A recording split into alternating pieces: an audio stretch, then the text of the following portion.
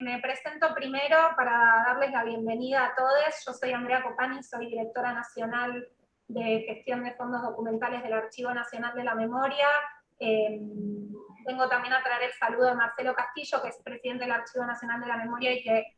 se va a estar sumando en unos minutos también. Y bueno, y por supuesto de todo el equipo del Archivo y de la Secretaría de Derechos Humanos. Estamos muy felices de estar haciendo esta presentación, que para nosotros era un objetivo en sí mismo, si bien responde a la intención de presentar un trabajo realizado, nos interesaba muchísimo a todos poder concretarla, que es la presentación de nuestro catálogo online, que es la primera herramienta de consulta digital remota que tenemos en el Archivo Nacional de la Memoria, que bueno, como ustedes bien saben, es una institución que tiene casi 20 años de historia, que durante toda su trayectoria ha tenido como un objetivo central el trabajo y el aporte de documentación y de información a las causas judiciales por delitos de lesa humanidad. Y bueno, ahora estamos en una etapa del archivo en la cual nuestro objetivo es poder trabajar en la mejora de la gestión de los documentos y del acceso a los documentos. Este trabajo, que es el que les venimos a presentar hoy, que ahora en un ratito vamos a poder mostrar en mayor profundidad, lo iniciamos hacia fines del 2019 y hoy estamos concluyendo una primera etapa, que es la que se consolidó con la publicación del catálogo, y que bueno, que nos permite ahora poder estar compartiendo los resultados con diferentes conjuntos, grupos, colectivos de usuarios y usuarias. Esto nos permite, por un lado, poder reflexionar sobre nuestra práctica, sobre esta experiencia de trabajo, por supuesto compartir los resultados y también poder escuchar las inquietudes y las demandas de estos colectivos, en el caso de hoy particularmente de investigadores e investigadoras del campo académico, que son usuarios y usuarias frecuentes del archivo, con quienes tenemos una historia además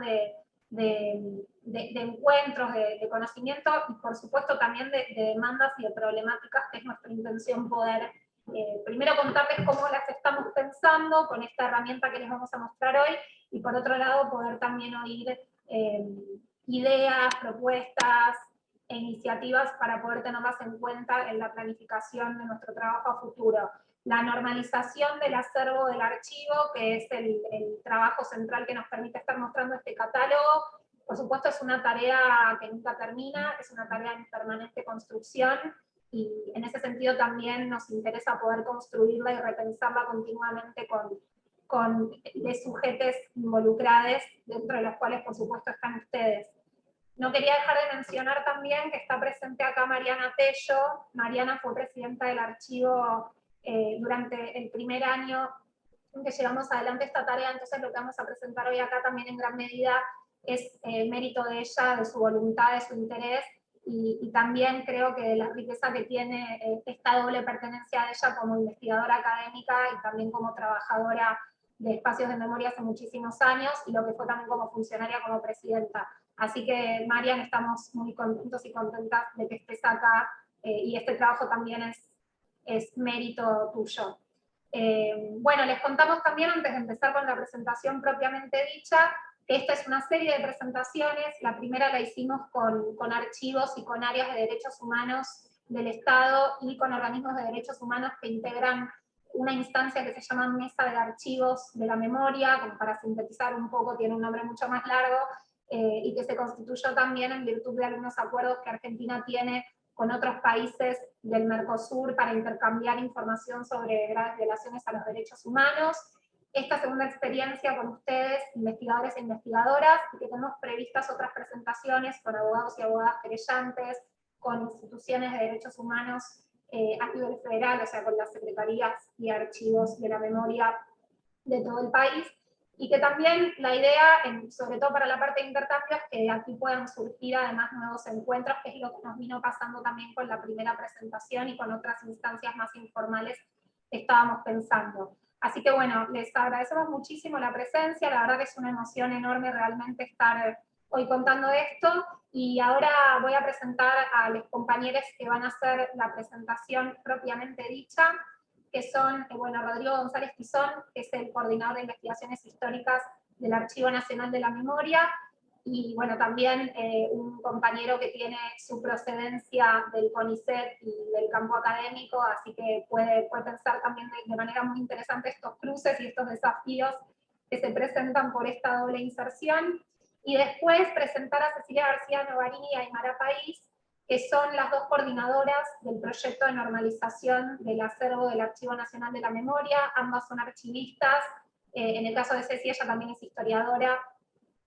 Bueno, ellas son quienes impulsaron y coordinaron este trabajo que permite que hoy estemos presentando esto aquí con ustedes, y son quienes también van a contar esta experiencia colectiva que tuvimos en el archivo, porque si bien ellas estuvieron a la cabeza, fue un trabajo que se realizó y que se pudo llevar adelante en un contexto sumamente adverso, gracias al involucramiento de prácticamente la totalidad de los trabajadores y las trabajadoras del Archivo Nacional de la Memoria. Así que bueno, les dejo la palabra a los compañeros y después vamos a ir retomando los comentarios y las preguntas. Y como somos muchos y muchas, les pido esto, que mantengamos los micrófonos silenciados y que se anoten en el chat para después ir organizando las intervenciones. Muchísimas gracias y bueno, nuevamente una alegría enorme estar aquí.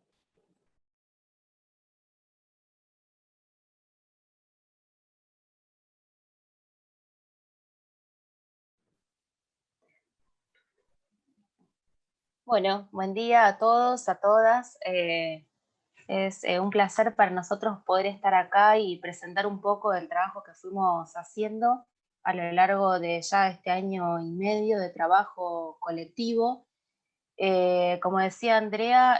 la realidad y la posibilidad de hacer este trabajo fue,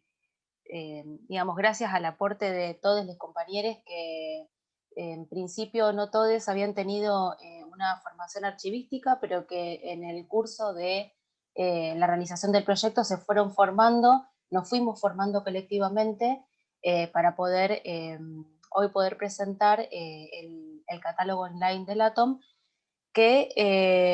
se enmarca en un proyecto mayor. No es solo el catálogo es el resultado y si se quiere, la cara visible de todo este trabajo de identificación, de investigación sobre los fondos y las colecciones que el archivo tiene en custodia, además del propio archivo que la ANM produce en cumplimiento de sus funciones. Así que un poco de esto se trata el proyecto de normalización archivística, que fue está siendo un proyecto que tiene en miras poder hacer que el archivo pueda cumplir con su triple función social, que tiene que ver con poder ser una fuente para la historia, en poder ser un repositorio de la propia memoria institucional y ser también, como decía hace un rato Andrea, garantía de derechos individuales y colectivos. Este proyecto,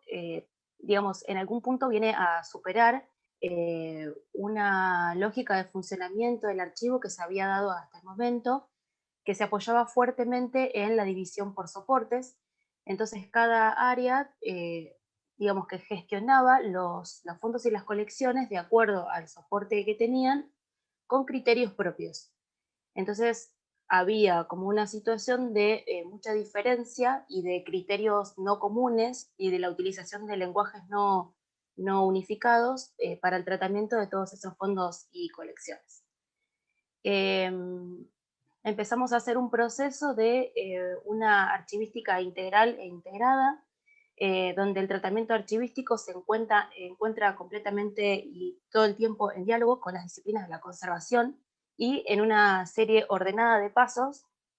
donde, como podemos ver, la investigación no está incluida, pero la investigación, a pesar de no estar incluida en la cadena archivística propiamente dicha, es una disciplina que interviene en varios de estos pasos y sobre todo en el primer paso que fue necesario para poder llevar adelante este proyecto, que es la identificación. Uno de los grandes problemas que teníamos en el archivo es que básicamente no sabíamos qué teníamos. Y si uno no sabe qué tiene, es muy difícil poder dar acceso a esos documentos y por lo tanto es muy difícil también poder cumplir con la triple función social que tiene un archivo. Entonces el gran desafío primero que tuvimos fue la identificación de esos fondos y colecciones. Para poder hacer esta primera etapa hicimos un diagnóstico que fue una tarea bastante grande, que llevó bastante tiempo por la dispersión de los instrumentos de descripción, que no estaban unificados ni en criterios ni en espacio físico. Entonces fue un trabajo un poco de indagación de dónde estaban esos instrumentos de descripción, los inventarios, las guías y todos los informes que se fueron a lo largo de los años de funcionamiento del archivo se fueron realizando. Fue juntar un poco toda esa documentación para poder elaborar un diagnóstico general que básicamente detallaba en qué estado se encontraban los distintos agrupamientos documentales en lo que refiere a su identificación, sus productores, su descripción, la preservación, si estaba digitalizado o no, y algunas otras cuestiones relevantes para el tratamiento de los mismos. Pudimos ver como resultado general de este diagnóstico que había un deficiente control en la gestión de los documentos, una dispersión muy grande en cuanto a los instrumentos de descripción, en cuanto a los documentos que daban cuenta del ingreso de esos fondos y colecciones a la ANM, y por tanto que hacían muy difícil recuperar tanto los productores, es decir, quienes habían generado esos agrupamientos documentales, como la posibilidad de recuperar las historias archivísticas que daban cuenta de por qué y cómo esos fondos y colecciones se encontraban en custodia de la ANM. También evaluamos que había muchísima falta de protocolos en el tratamiento archivístico, que no estaba sistematizado, así como en los tratamientos de conservación que recibían esos documentos. Una falta de integralidad, como les decía, las áreas funcionando de manera estanca, con muy poca comunicación entre sí, y cada una funcionando también con criterios propios, que hacían que, por ejemplo, el fondo de la CONADEP estuviera triplicado en una versión digital con un tratamiento propio, en una versión en papel con un tratamiento propio, y en una versión en fotografía, solamente de la parte de las fotografías, con un tratamiento también particular. Entonces eso evidentemente hace muy difícil un tratamiento integral de los documentos. Y la posibilidad también de ofrecer a los documentos en sus contextos de producción. Bueno, también esto, la falta de instrumentos de descripción, muchos fondos y colecciones, no solamente los instrumentos de descripción estaban dispersos, sino que directamente no estaban, no se habían elaborado, y una disposición en realidad para regular el acceso que contradice las normativas vigentes en la actualidad y que permitía un acceso discrecional a la documentación.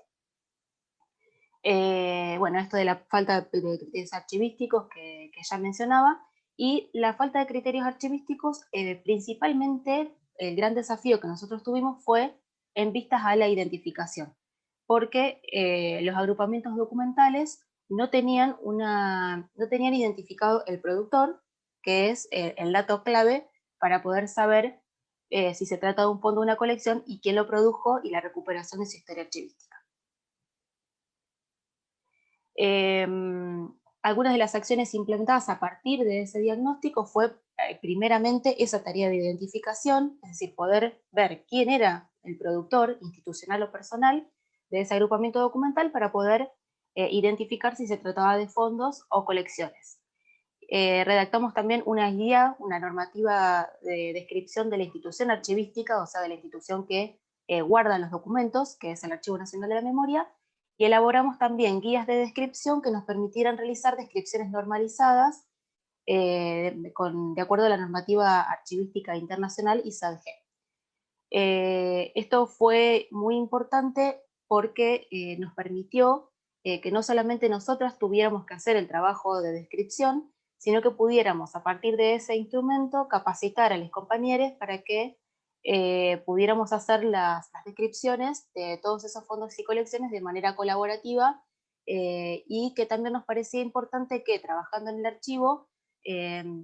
todos necesitamos estar medianamente capacitados como para poder hacer ese tipo de trabajo. Esto nos permitió también recuperar las historias archivísticas y los procesos, los contextos de producción de cada fondo colección, que fue como el trabajo más importante que hicimos hasta el momento para esos fondos y colecciones. Y otra de los trabajos que hicimos fue la redacción de algunas ISAAR, que son las normativas que describen a los productores institucionales o personales de esos fondos y colecciones. Después, con todo este trabajo realizado, lo que hicimos fue cargarlo en la base de datos Atom, que es un software libre, de acceso libre y gratuito, y que se encuentra online, siendo la primera vez que el archivo, después de algunos intentos previos que hubo en el 2016, tiene una base de datos online de acceso remoto. Bueno, acá un poco esto que les decía, la identificación es justamente esa primera etapa de trabajo archivístico que consiste en poder investigar sobre ese productor de la documentación, poder identificar ese productor y poder entender cómo ese productor y para qué ese productor produjo la documentación que produjo. Entender este criterio es el criterio base y el criterio que determina ese agrupamiento documental y que hace que nosotros respetemos ese principio de la procedencia de la documentación. Es decir, no mezclar documentación que proviene de distintos productores, lo cual también genera que no desmembremos los fondos por soportes o por temas que hasta el presente había sido una práctica bastante habitual en el tratamiento de la documentación en el ANEL. Esto es un poco lo que ya mencionaba, esta identificación de los productores nos permite entender quién produjo la documentación, para qué la produjo, y entender si se trata de un fondo, que es una producción orgánica de una determinada documentación en cumplimiento de unas determinadas funciones por esa persona o esa institución, o si se trata de una colección que es otro tipo de agrupamiento documental que requiere otro tipo de tratamiento y que tiene que ver más con el agrupamiento de documentación de diferentes procedencias, no ya de una sola, en función de un determinado tema de interés, que eso se da mucho en el marco del Archivo Nacional de la Memoria por su función de creación del archivo, de recopilar documentos vinculados a las graves violaciones de los derechos humanos. Entonces, poder hacer estas distinciones y poder identificar a los productores fue como la primera gran tarea que nos dimos y que fue, digamos, la base por la cual nosotros podemos tener hoy la documentación en línea. Ceci. Buenos días a todos, a todas. Ahora voy a pasar yo a explicarles un poco qué es lo que implica todo esto que estuvo diciendo Aymara de la teoría archivística, digamos, en un ejemplo concreto, ¿no? Cómo justamente este tratamiento, no entender, no poder identificar correctamente un productor o confundir un fondo con una colección, tiene implicancias específicas, no solo en el tratamiento de la documentación, sino en relación al acceso y a la información que se puede recopilar o entender en relación a este agrupamiento documental. El caso concreto que vamos a trabajar hoy es el de lo que llamaba, antes conocía, la colección CADU México. Para ponernos a todos en contexto, me imagino que ya lo conocen, la CADU fue una organización creada con el objeto de denunciar las violaciones a los derechos humanos ocurridas en Argentina, que se gestó a principios, digamos, previamente al golpe de Estado del 24 de marzo del 76, pero se formalizó en abril del 76 a partir de la confluencia de abogados y abogadas de presos y presas políticas, intelectuales, militantes y diferentes integrantes y dirigentes de partidos, de diferentes partidos. Algunos de los integrantes de la CADU fueron Eduardo Luis Duhalde, Haroldo Lluirato, Liliana Galetti, Ignacio Konikov, Mario Hernández, Roberto Sinigalia, Gustavo Roca, Mario Abel Amaya, Lucio Garzón Maceda, entre otros, y particularmente el que nos interesa hoy y sobre el que vamos a trabajar, Carlos González Garland. Los integrantes de la CADU lograron, una de sus funciones principales tenía que ver con la recopilación de testimonios de los sobrevivientes de los centros clandestinos de detención y la exposición y la denuncia ante organismos internacionales en el exterior en relación a la situación que estaba ocurriendo en Argentina. La CADU se disuelve con el retorno de la democracia puntualmente en 1984. Esta cuestión, esta breve como referencia a la CADU, me permite introducir justamente cuál es la documentación que nosotros tenemos sobre la CADU, o algunos de los documentos que tenemos sobre la CADU en el Archivo Nacional de la Memoria. Antes, esto que se conocía como colección CADU México, hoy es el Fondo Carlos González Garland.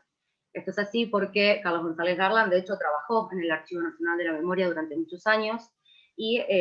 cuando se fue, o a lo largo, mientras estaba en realidad trabajando en el archivo, dona parte de su documentación, digamos, de lo que es su fondo personal, y lo dona diciendo que él lo hace en representación, digamos, como miembro, como había sido miembro de la CADU. Esto generó una confusión y hizo que este agrupamiento documental se identificara con la colección CADU México, ya que González Garland había tenido un rol, se había exiliado en México y desde ahí había tenido un rol importante en relación a su funcionamiento dentro de la CADU. Esto justamente permitía, cerraba o circunscribía a entender la documentación, circunscribiéndola únicamente a lo que puede haber en relación a lo que podía haber sobre CADU México, el funcionamiento de la CADU México. Hoy, en función del tratamiento archivístico que se le está dando al fondo y entendiendo justamente cuál fue la vida de Carlos González Garland y todas las acciones, actividades que desarrolló a lo largo de su vida, entendemos que hay mucha más información que no solo lo que tiene que ver con CADU México. Es un poco lo que hoy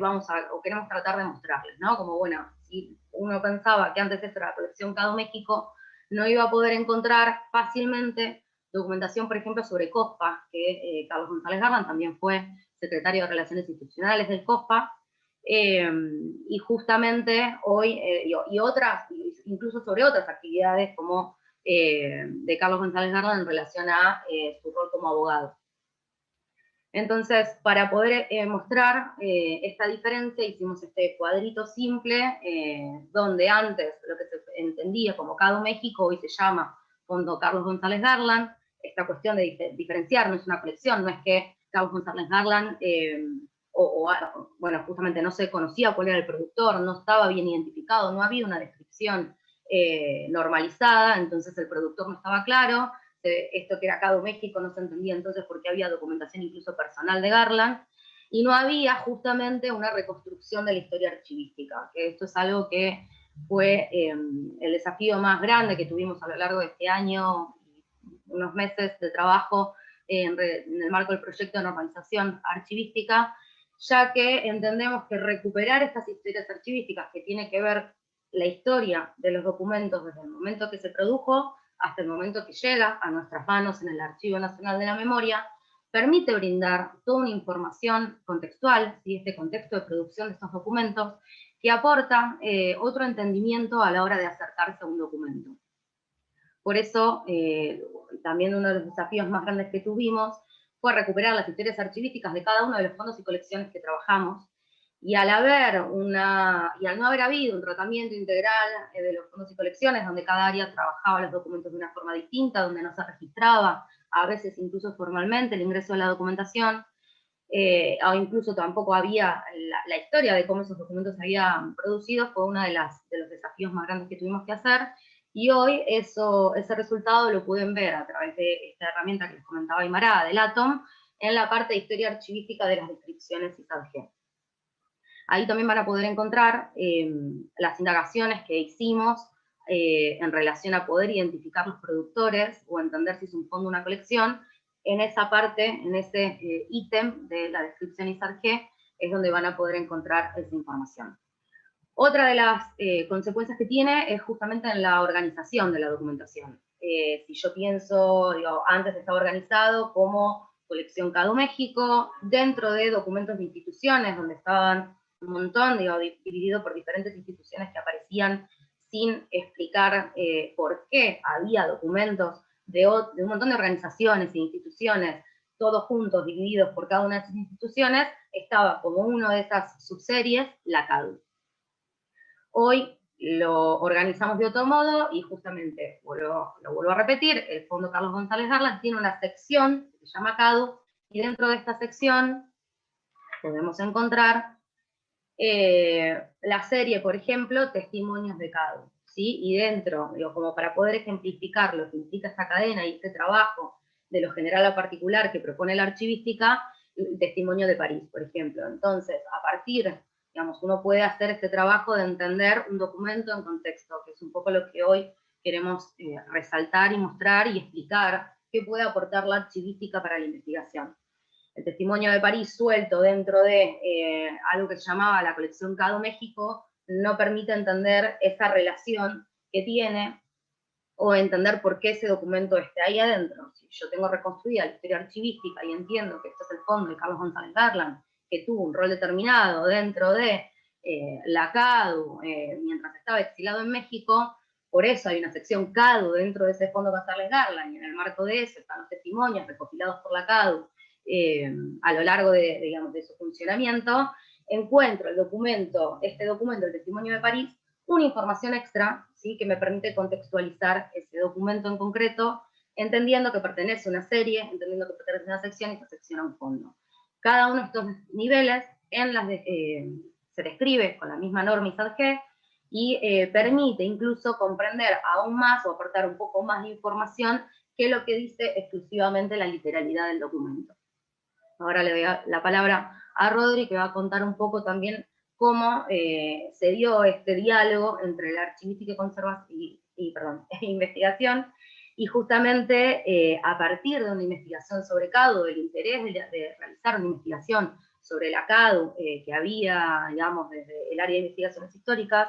un impulso también que nos sirvió a nosotros para hacer un tratamiento archivístico de diferentes fondos y colecciones, porque no solamente entendemos que hay documentos sobre CADU dentro del Fondo González Garland, sino también en otros fondos y colecciones que tiene el archivo, y además justamente fue una herramienta que nos permitió a los archivistas identificar la estructura interna de un fondo y una colección. ¿Sí? El área de investigaciones históricas nos aporta información específica sobre la vida de Carlos González Garland, sobre el funcionamiento de la CADU, nos permite a los archivistas hacer este trabajo de clasificación, que es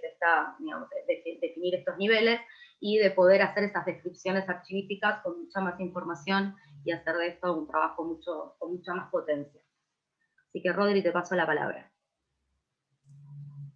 Bueno, buen día a todos y todas. Bueno, gracias por tomarse el tiempo de participar en esta charla, que un poco lo que intenta mostrar es el avance de este proyecto de normalización de los fondos y colecciones del archivo, y también dar cuenta de los vínculos que intentamos trazar entre investigación y archivística. Acá creo que, bueno, siguiendo un poco lo que decían las chicas y retomando algo que decía Andrea en la presentación, me parece que es fundamental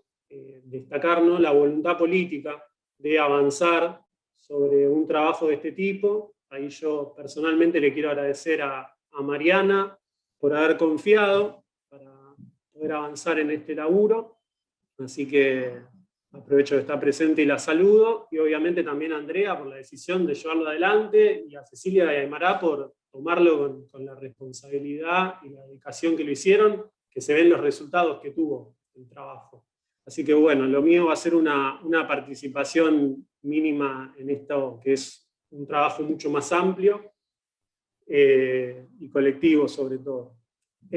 Bueno, lo primero que quería decir es, cuando yo ingresé al área de investigación, a la Coordinación de Investigaciones Históricas, teníamos como dos desafíos. Por un lado, pensar una investigación histórica que estuviese en función de las necesidades de la institución, de un tipo de institución particular como es un archivo, con el objetivo de producir investigaciones de calidad, pero que también permitieran al mismo tiempo visibilizar y estimular la consulta del acervo institucional. Y por otro lado, lo que queríamos hacer, y acá retomo algo que dijeron las chicas hace un ratito, Ceci y Aymara, fortalecer el trabajo entre dos áreas que no, digamos, históricamente quizás no habían trabajado mancomunadamente o no de una manera permanente y sistemática, que eran el área de investigaciones y el área de fondos documentales, ¿no? El objetivo era intentar fortalecer los vínculos entre estas dos disciplinas, ¿no? La investigación histórica propiamente dicha y la archivística, obviamente manteniendo la especificidad de cada una, los objetivos de cada una, pero tratando de lograr una retroalimentación y convencidos de que eso iba a redundar en mejores resultados para las dos partes. Bueno, entonces, con esa idea, nosotros encaramos desde investigaciones, a partir de marzo del año pasado, una investigación sobre la Comisión Argentina de Derechos Humanos, la CADU, que ya se explicó qué era para quienes no sabían, que, o sea, tenía el objetivo de, por un lado, generar, dar a conocer los resultados de la investigación histórica propiamente dicho, pero también fortalecer este proyecto de normalización archivística, ¿no? Y bueno, ahí nuestra intervención estuvo fundamentalmente en lo que son estas normas ISAR, ustedes están viendo ahora en la pantalla, que son, digamos, es una normativa de descripción archivística, la ISAR, que tiene como objeto fundamental describir personas e instituciones que están vinculadas a la documentación que está siendo objeto de descripción, ¿no? Entonces, de alguna manera, lo que nos dan es información sobre quiénes produjeron esos documentos, una información de carácter contextual, sobre todo, y que requiere, para ser realizada, de una investigación histórica, que muchas veces es una investigación de mucha profundidad, que después, digamos, se lleva al formato de una descripción archivística. Entonces, contrario a lo que muchas veces se piensa en el sentido común de la investigación,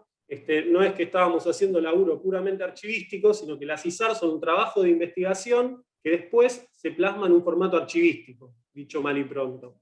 Y que tiene un correlato muy interesante que permite hacer un abordaje transversal de los distintos fondos y colecciones. Eso es un aspecto crucial y sobre el que me voy a explayar un poco más adelante. Y esa me parece que es la mayor potencialidad de la ISAR y que muestra la retroalimentación que se produce entre la investigación y la archivística. Bueno, entonces, con esta idea de avanzar en una investigación que tuviera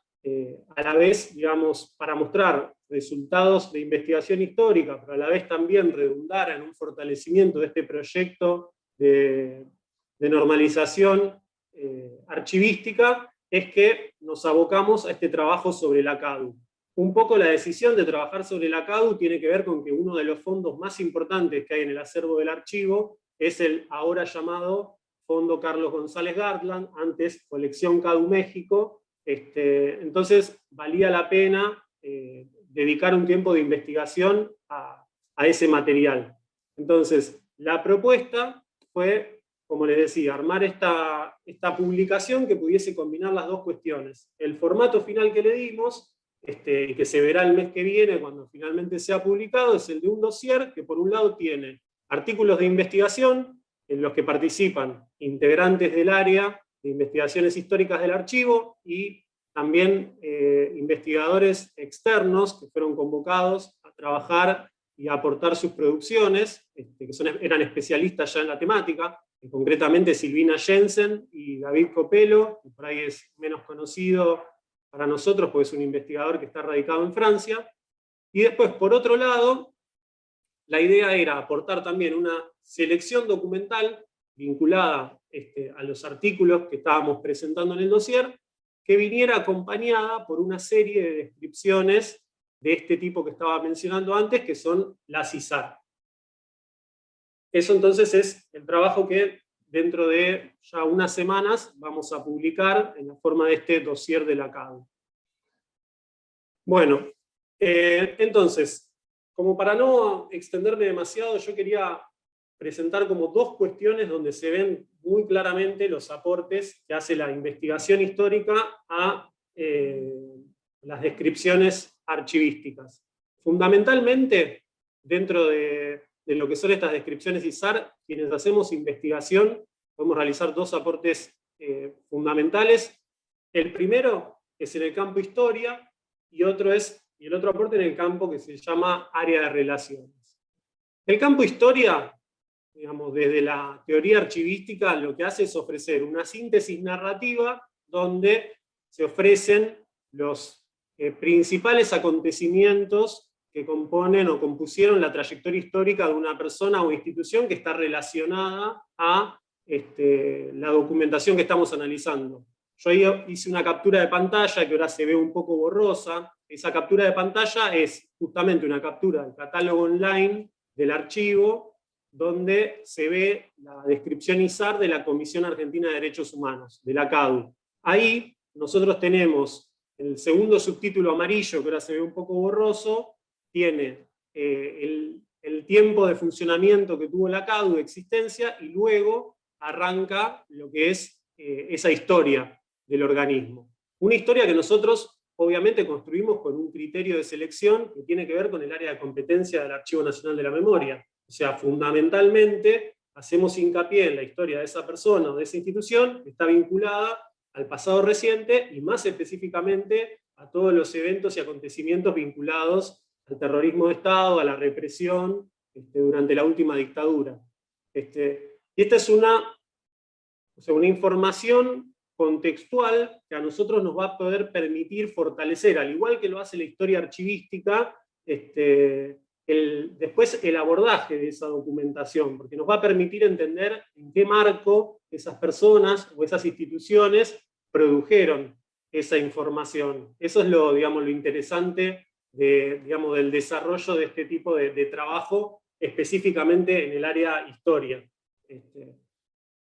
Después el otro campo al que yo me estaba refiriendo es el área de relaciones, ¿no? Este área de relaciones, de manera muy sintética, o sea, lo que recupera son los vínculos que estas instituciones o personas que nosotros estamos describiendo construyeron, entablaron a lo largo de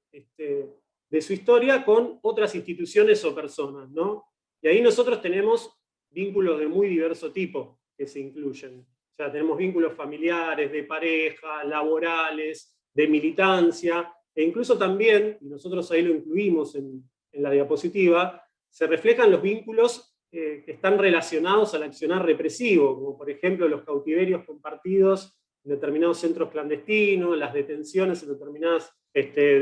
cárceles legales de la dictadura. Entonces, si ustedes pueden ver ahí en la pantalla a la derecha, nosotros en el área de relaciones, lo que se va cargando, a partir de un trabajo de investigación que requiere mucha dedicación y que es en mucha profundidad, es el conjunto de personas e instituciones que se relacionan con esa,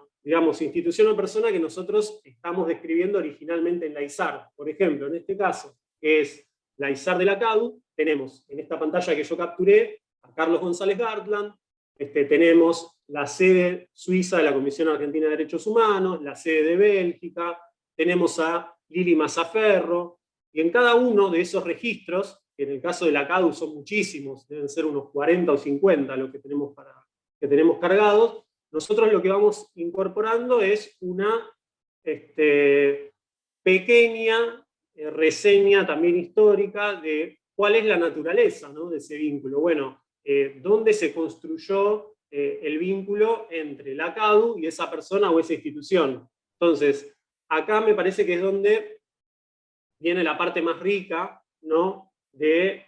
las ISAR, que ya no son solamente, o sea, un resultado que plasma archivísticamente una investigación histórica, o sea, el resultado a posteriori de una investigación, sino que se convierten en sí mismas las ISAR en insumos de investigación para investigaciones futuras y de diverso tipo, ¿no? ¿Por qué? Porque acá interviene algo que mencionó Aymara antes, que es el Atom, que es este software gratuito de acceso libre, que a nosotros lo que nos permite, el Atom es lo que están visualizando en este momento en la captura de pantalla. O sea, ustedes si ingresan al catálogo online del archivo, lo que van a ver son pantallas de este estilo. Entonces, en el Atom, cuando nosotros vamos cargando registros, esto quiere decir ISAR, ISAD-G, lo que se van construyendo son automáticamente relaciones entre esos registros que están y entre los registros que nosotros vayamos agregando.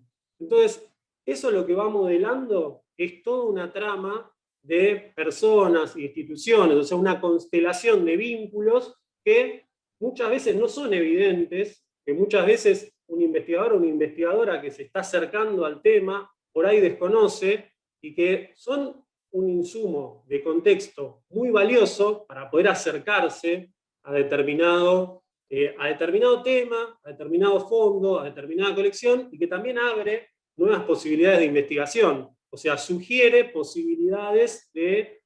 nuevos fondos y colecciones de consulta, incorporar determinados temas o dimensiones que por ahí uno no consideraba desde el principio. Entonces me parece que esto es el resultado final más valioso de todo este trabajo de descripción, que no solamente nos permite poner de una manera archivística, como decía antes, el resultado de un trabajo de investigación que ya hicimos, sino que de cara hacia adelante es, digamos, un insumo muy importante y que permite además ofrecerle a cualquier consultante que se acerque al archivo, y en particular a los investigadores e investigadoras, una herramienta que incluso le permite adelantar muchos pasos en la investigación, sugiriendo toda una serie de relaciones que requieren de mucho conocimiento para poder establecerlas. Entonces, por eso nosotros desde de la Coordinación de Investigaciones Históricas hicimos tanto énfasis en avanzar sobre este tipo de descripciones, lo que no fue automático, digo, porque como les decía inicialmente, había una cierta, digamos, dificultad para trabajar mancomunadamente la investigación y la archivística. Pero creo que los resultados, que después ustedes podrán evaluar personalmente cuando se publique el dossier, porque la idea es que justamente este dossier se publique junto con estas descripciones que serán cargadas al Atom, y todo eso, digamos, sea como parte de una misma publicación que tiene esas dos caras. Bueno, ustedes también podrán evaluar si eso funciona tan bien como creemos nosotros, o como al menos creo yo, o no. Bueno, y para ir cerrando, porque la idea es, me parece lo más importante, recoger todas las inquietudes, preguntas que puedan surgirles en relación a este trabajo, a ustedes. Para ir cerrando entonces, lo último que quería abrir eran como 3 pequeñas cuestiones en las que creo que de nuevo la investigación aporta mucho al trabajo en instituciones archivísticas, que son, por un lado, la posibilidad que, digamos, da la investigación de pensar transversalmente los fondos y las colecciones. Porque nosotros, como investigadores e investigadoras, partimos siempre de la selección de un tema. Y ese tema no se corresponde necesariamente con un fondo o una colección específico, sino que atraviesa distintos fondos y colecciones. Sin ir más lejos, cuando nosotros hicimos la investigación sobre la CADU, no trabajamos solo sobre el fondo de Carlos González Garland. Trabajamos con la colección de la BDIC, trabajamos con la colección de documentos desclasificados de Estados Unidos, trabajamos con la colección del Topo Blindado, trabajamos con una colección que ahora me voy a referir, que es la colección Talamante Barber. Entonces me parece que eso, digamos, la investigación permite a veces hacer aflorar relaciones no siempre evidentes entre distintos agrupamientos documentales, y eso redunda en un mejor trabajo archivístico también. Bueno, en segundo lugar, les decía recién, les hablaba de esta colección Talamante Barber. Bueno, la investigación, otra cosa que permite, muchas veces en este trabajo que tenemos, y esta vocación que tenemos los investigadores de andar intentando conseguir documentos y cosas por todos lados, lo que permite también es motorizar el ingreso de documentación nueva a las instituciones. Esto, en el caso de la CADU, lo que nos pasó fue que, trabajando sobre una de las dimensiones por ahí menos exploradas hasta ahora del organismo, que es el desarrollo que tuvo en Estados Unidos, nos pusimos en contacto con ex integrantes del organismo en ese país, y terminó eso formalizándose, digamos, en una donación de documentación hecha por Olga Talamante y Robert Barber, que devino en esta colección Talamante Barber, que nos abre todo otro universo de vínculos, de relaciones y de acciones de denuncia que tuvo el organismo en Estados Unidos. Entonces, eso me parece que también es otra cuestión a destacar, digamos, la investigación como motor de la incorporación de nueva documentación. Y por último, y esto me va a permitir dar paso de nuevo a Ceci, y me parece que seguramente esto va a ser, por mi experiencia como investigador, uno de los temas que más ha convocado a participar de esta charla, y que podemos decir que es una inquietud histórica de quienes estamos en el campo de la investigación. El trabajo de investigación no solo nos permite abordar cuestiones vinculadas al contenido, al contexto, a la historia de los documentos, sino que además también nos permite problematizar cuestiones vinculadas a la accesibilidad. Y llevando esto al caso de la CADU, que es, digamos, la investigación sobre la que estamos hablando hoy, y llevándolo concretamente al fondo de Garland, que es del que venimos hablando, eso se expresa muy claramente en esta serie de testimonios de la que hablaron las chicas, por el carácter sensible de la información que contienen esos documentos. Entonces, ahí la investigación también nos lleva a toparnos con estas cuestiones y a que desde una institución archivística también intentemos dar respuesta a esas cuestiones para tratar de cumplir con esta triple función que tienen los archivos. Bueno, no los entretengo más, le doy la palabra a Ceci para que siga con la propuesta de accesibilidad que estamos trabajando en el archivo. Gracias, Rodri. Le sumo que el Archivo Nacional de la Memoria claramente es una deuda histórica también, la cuestión del acceso. Y bueno, un poco lo que a partir del proyecto de normalización ya veníamos trabajando igual con la sanción de la nueva Ley de Acceso a la Información Pública, en una nueva política de acceso que pudiera derogar la disposición anterior, pero bueno, durante la gestión anterior no se había podido avanzar y hoy está ya el proyecto elaborado, pendiente de firma, y estamos la verdad que muy ansiosos de poder empezar a aplicarlo. Y justamente, bueno, algo de hay una cuestión básica que tiene que ver con que entendemos que el acervo del Archivo Nacional de Memoria está totalmente atravesado por datos sensibles, que obviamente hay inevitablemente una colisión de derechos entre lo que es el acceso a la información pública y la protección de los datos personales y sensibles, que obligan inevitablemente a tratar de buscar un punto medio donde poder resolver, ya sea garantizar el ejercicio del derecho a acceso a la información pública, entendiendo que además la información vinculada a delitos de lesa humanidad es información de interés público, que está por ley por encima del interés particular o privado de las personas o del derecho de las personas a evitar la vulneración de su intimidad, pero también entendemos que somos el Estado y que esto es información vinculada al terrorismo de Estado, a situaciones muy complejas de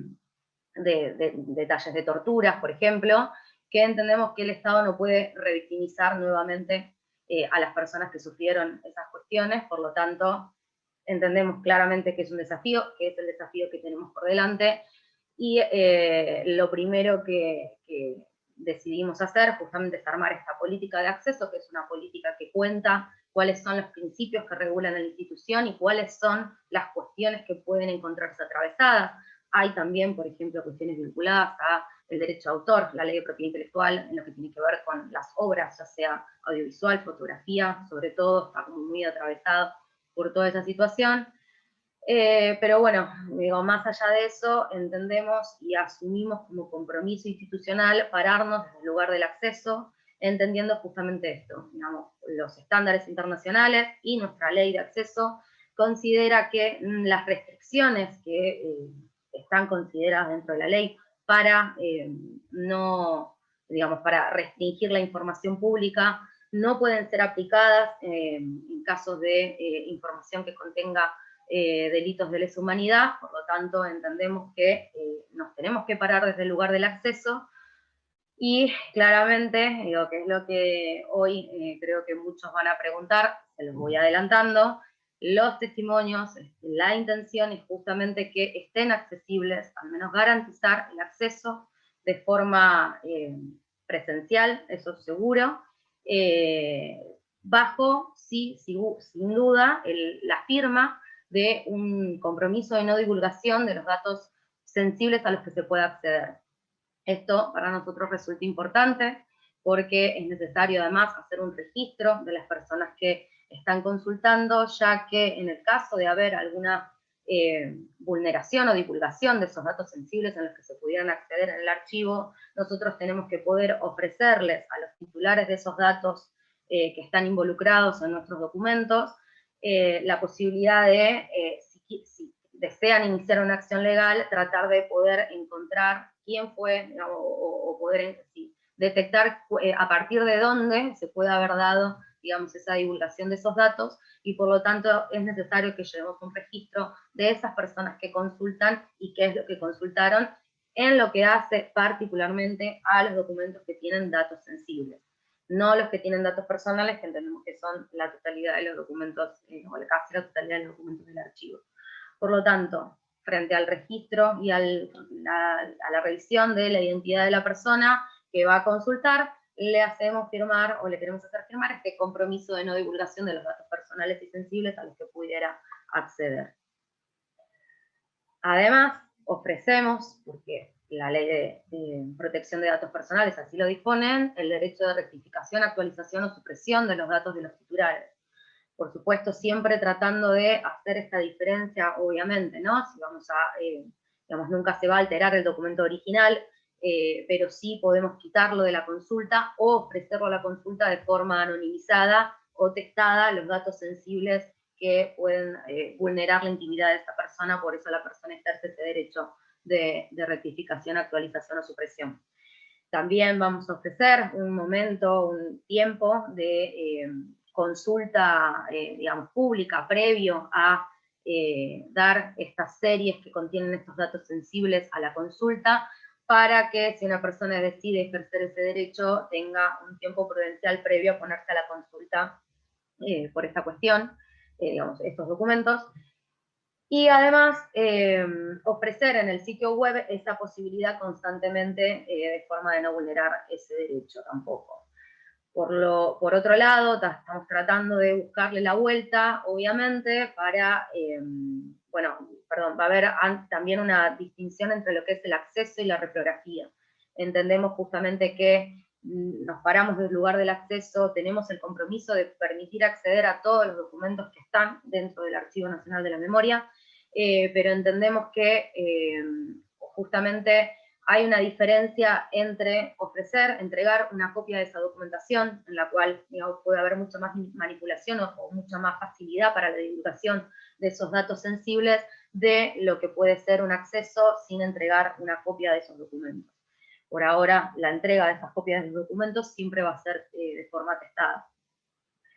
Lo otro que estamos tratando de resolver, por supuesto, es la consulta remota, que es otro gran desafío, que entendemos obviamente que la pandemia nos obliga aún más, pero no solo entendemos que la consulta remota hoy en día es necesaria y fundamental por la pandemia, también entendemos que es un elemento, una deuda histórica también del Archivo Nacional de Memoria y en general de los archivos que están en la ciudad de Buenos Aires, para poder federalizar ese acceso.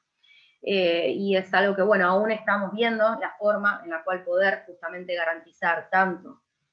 esta verificación de la identidad de la persona, la firma del compromiso de divulgación de la información, y para poder ofrecer esta consulta remota y justamente diferenciando entre este acceso y esta reprografía, como comentaba antes. Por el momento, es el estado de situación en el que estamos. La política está pronta a firmarse, estamos por... una vez que esté firmada, la aplicación de la política por fondo y colección a través de series documentales, que es lo que comentábamos al principio de la charla y tiene que ver justamente con poder brindar la totalidad, digo, dentro de un fondo, algunas secciones, que no haya problema. La idea es, además, que ahora lo va a comentar Aymara, dar esa consulta a través del ATOM que lo permite, pero además, digamos, los documentos que tengan datos sensibles, encontrarle la vuelta para poder garantizar también esta consulta remota. Aymara, sí te paso la palabra. Yo traté de dar un paneo general de los problemas legales vinculados a la accesibilidad, y Aymara ahora va a contar en relación a los problemas prácticos, justamente de poder brindar el acceso a nuestros fondos y colecciones. Gracias, Ceci. Sí, un poco en términos prácticos, la consulta la estamos trabajando a través del ATOM, como ya mencionaron Ceci y Rodrigo. Es una herramienta de acceso online, de acceso libre y gratuito, y donde van a estar cargados no solamente las descripciones de qué es lo que hay actualmente, las descripciones de los fondos y de las colecciones, sino también la información de las series de las cuales los documentos forman parte, y también todos aquellos documentos que podamos ir trabajando y que no tengan ninguna limitación de carácter legal, van a estar disponibles para la consulta online y también para descargarse en formato PDF o en formato JPG, y se va a poder hacer esa descarga de manera gratuita. Solamente va a tener adosada una marca de agua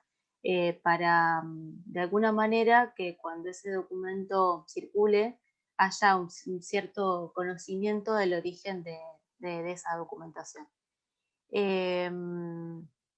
Otra de las cuestiones que estamos trabajando también para el acceso en términos digamos, de orden práctico, más allá de las cuestiones presenciales, digo, de si la documentación está más trabajada o menos trabajada archivísticamente, si tiene un atraque microbiológico o no, digo, más allá de esas cuestiones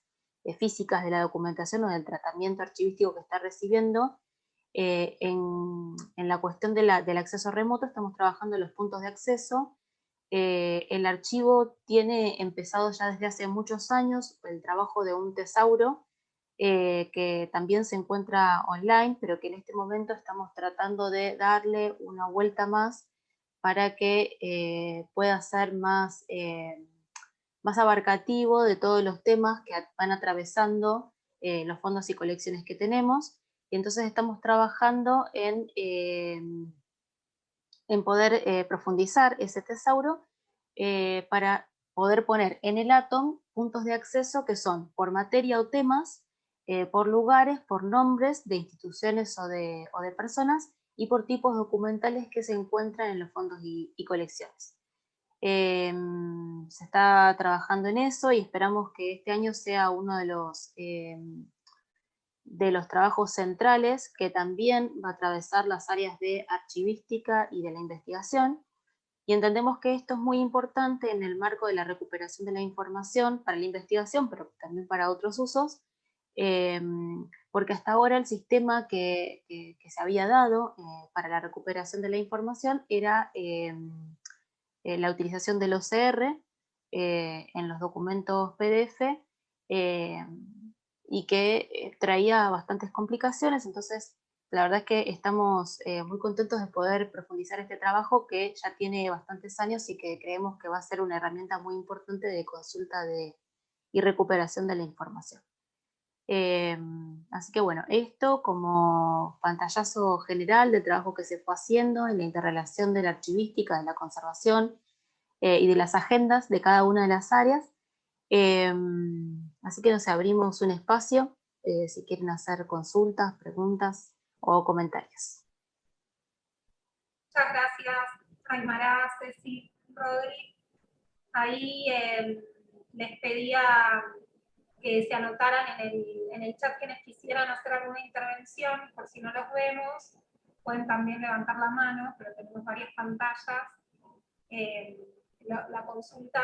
de Gisela la respondimos en el chat, que tenía que ver con la vía para poder hacer consultas de documentación, y con lo que estaban explicando recién tanto Cecilia como Aymara en relación al trabajo que se está realizando para poder mejorar los mecanismos de consulta remota, ¿no? Que esperamos que sea algo progresivo y que vaya increyendo y que se pueda atender cada vez a una democratización mayor del acceso a la información, por supuesto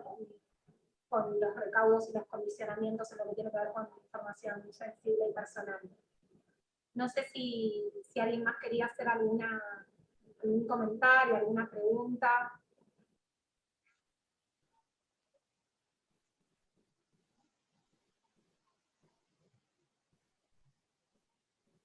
Ahí Pablo Agüero nos pide el enlace del Atom y del tesauro, ahora lo compartimos. Rodrigo, ¿lo podés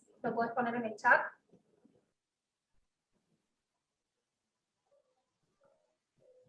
Ahí, sí, ahí lo él lo subo. estaba poniendo así. Ok. Gracias, Estela. Gracias, Norma. Bueno, muchas gracias por los comentarios en el chat. No sé...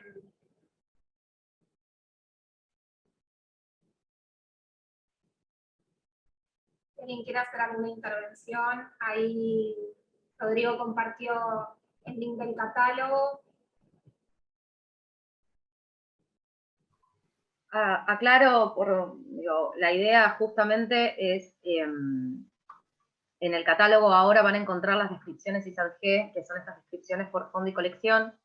y la idea es que cuando se saque la investigación, porque querés contar un poquito más sobre eso, la publicación sobre la investigación de la CADU, ahí se van a empezar a subir, o sea, la idea es ir subiendo por fondo y colección estas descripciones de estas secciones, y a la vez los documentos. Por el momento no tenemos ningún documento cargado, y la idea es poder justamente que las publicaciones de investigación también linkeen a los documentos y se puedan acceder a través del Atom. Lo otro que digo también es, para nosotros justamente poder ofrecer los documentos de consulta de forma remota a través del Atom, nos permite no perder este contexto de producción de cada uno de esos documentos. Por eso también los invitamos, cuando se empiecen a cargar los documentos, a ver digamos, si esta información contextual de los documentos les sirve también a la investigación, y por supuesto nos encantaría conocer o tener algún tipo de devolución de eso, como para saber si realmente esto que pensamos es así de valioso, digamos. Ahí están preguntando si vamos a compartir el enlace de la charla. Sí, se los vamos a estar mandando, ya tenemos sus contactos a partir de la inscripción. También si es lo mismo el mail de Gob con B larga y con B corta, sí es lo mismo. En realidad,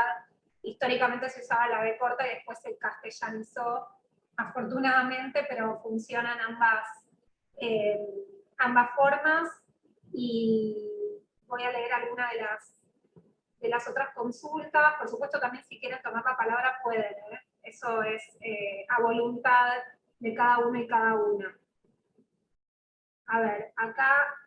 pregunta Emanuel Collazo si está abierta la posibilidad dentro del proyecto de poder integrar a este catálogo los archivos de la memoria locales. Emanuel, que es de la Comisión por la Memoria de Olavarría. Retomo esta pregunta también en relación a lo que dice Carol Solís, que manifiesta que desde las provincias esperan ansiosamente la consulta remota. En ese sentido, me gustaría hacer dos comentarios. Primero, contarles que desde el Archivo Nacional de la Memoria, hace ya varios años, se impulsa y se coordina lo que es la Red Federal de Archivos de la Memoria, que involucra a las distintas instituciones archivísticas que funcionan a nivel provincial, que bueno, hay una gran variedad de instituciones y de experiencias. Realmente es muy enriquecedor conocerlas. Bueno, acá está Mariana, también Carol de Córdoba, que tienen el ejemplo emblema, que es el Archivo Provincial de la Memoria, y estoy nombrando solo uno para ponerlo como ejemplo, pero la verdad que hay experiencias en las provincias que son sumamente enriquecedoras, y también nos permiten viabilizar el trabajo con archivos y con instancias municipales. Digo instancias porque muchas veces se trata, por ejemplo, de sitios o espacios de memoria o iniciativas comunitarias que están abordando de alguna manera el tema de los archivos con esta perspectiva de trabajar el terrorismo de Estado, de trabajar archivos y derechos humanos. Bueno, por un lado contarles que existe esta instancia de la red. De hecho, el año pasado, cuando estaba todavía Mariana como presidenta del archivo, hicimos una reunión que convocó a los archivos provinciales, y en la cual se los invitó a sumarse de alguna manera al proyecto de normalización a través del envío de lo que es en archivística la norma ISDIA, que es la norma de descripción de instituciones archivísticas, para poder tener la información de esos archivos en nuestra página web. Esto, por supuesto, está abierto para extenderse a nivel local, así que, bueno, dejamos ahí nuestro contacto, lo podemos conversar también. Por otro lado, otra cuestión que estamos pensando en torno a esta red en relación a la política de acceso, teniendo en cuenta las trabas de orden práctico que tiene tiene el acceso presencial, primero por esta coyuntura de pandemia, por supuesto. Nosotros estábamos a punto de reanudar las consultas presenciales con protocolo, cuando, bueno, recrudeció la situación sanitaria y por supuesto lo tuvimos que posponer. Pero independientemente de eso, incluso en situaciones normales, por supuesto que nos pasa que garantizar acceso de manera presencial es excluyente respecto a quienes viven lejos de la capital federal, concretamente de la Exesma, que incluso dentro de la capital federal es un lugar bastante trasmano para muchos y muchas. Entonces también estamos trabajando en una propuesta para tener puntos de consulta presencial en instituciones archivísticas provinciales, sobre todo para aquellos documentos que representan más problemas de orden legal en cuanto a la accesibilidad, por ejemplo, testimonios, bueno, poder instrumentar algunas vías de acceso presencial descentralizadas de la Ciudad Autónoma de Buenos Aires. Eso también era importante mencionarlo. Y no sé si quieren agregar algo más o retomo, a ver si hay alguna pregunta más que me estoy olvidando. Hay preguntas en relación, André, a las categorías de acceso que tenemos en la CISAD, así explico un poquito eso, que hay varias. Perfecto, para Julieta. Como estas descripciones son por fondo y colección, está puesta la categoría del acceso a nivel del fondo y la colección. Digo, esto que explicábamos, que la idea es dar acceso por serie documental. Entonces, las categorías, digamos, van a encontrar que la mayoría lamentablemente son de acceso parcial porque tiene que ver con la cantidad de datos sensibles que tienen los fondos y colecciones que custodiamos. Pero la idea es justamente que se pueda acceder a todos los documentos sin ningún tipo de inconveniente, digamos, que no tengan datos sensibles, y los datos sensibles se van a poder acceder con estas consideraciones que nosotros hacemos. Por eso está la explicación de que es un acceso parcial. Digo, las categorías son acceso público y restricto, acceso parcial o acceso restringido. En el caso del acceso restringido, tiene que ver cuando hay una restricción de tipo legal, o porque hay un juez que determinó que no se puede acceder, o porque hay alguna cuestión, digo, bien concreta que nos encantaría poder resolver y esperamos en algún momento buscarle la vuelta para poder dar acceso, porque nuevamente nos paramos en la ley de acceso y la ley de acceso dice que es información pública toda la información que recopile el Estado. Entonces entendemos que esa información pasa a ser pública en cuanto está dentro del Archivo Nacional de la Memoria, pero si hay alguna cuestión,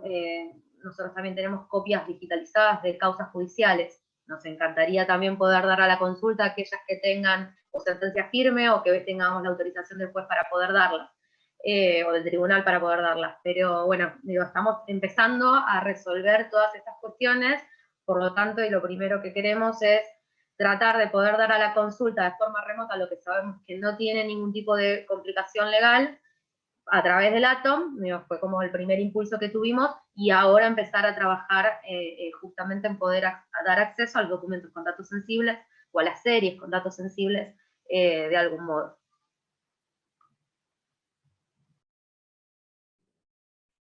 Gracias, Ceci. Sí, había otras preguntas en relación a las categorías de acceso que creo que quedan respondidas, algo que haya alguna inquietud más. Bueno, también en relación a las intenciones de articulación, absolutamente, son las nuestras también, así que dejamos habilitado el contacto de consultas y también el correo desde el cual recibieron el enlace para la invitación está abierto para poder generar los espacios que puedan surgir. También nos interesa mucho poder plantear instancias de articulación en relación al trabajo de investigación. Tenemos distintos instrumentos para hacerlo. Por un lado está la red de investigación del CONICET, que articula directamente con la Subsecretaría de Promoción de la Secretaría de Derechos Humanos, y que es un espacio también abierto que habilita intercambios y espacios de trabajo dentro de los cuales el archivo también puede y quiere participar. Y por supuesto también tenemos la posibilidad de firmar convenios, acuerdos o cartas de intención para trabajar temáticas específicas, así que aprovechamos también para manifestar nuestra apertura y nuestra escucha en este sentido.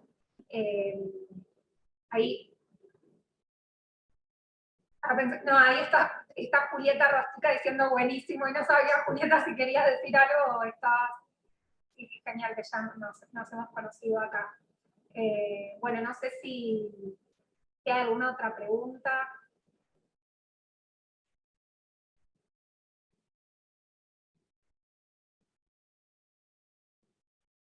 alguna cuestión que quieran comentar.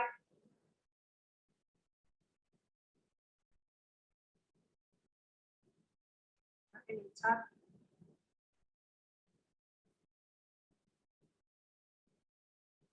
Bueno, acá también destaco que hay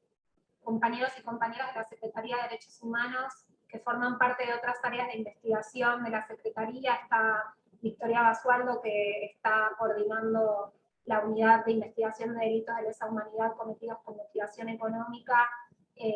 Bueno, está Eduardo Basualdo también, que está al frente del área de Economía y Tecnología de Flaxo. Eduardo, un placer enorme que estés acá. Hay también compañeros y compañeras del área de investigación de la Dirección de Asuntos Jurídicos de la Secretaría de Derechos Humanos.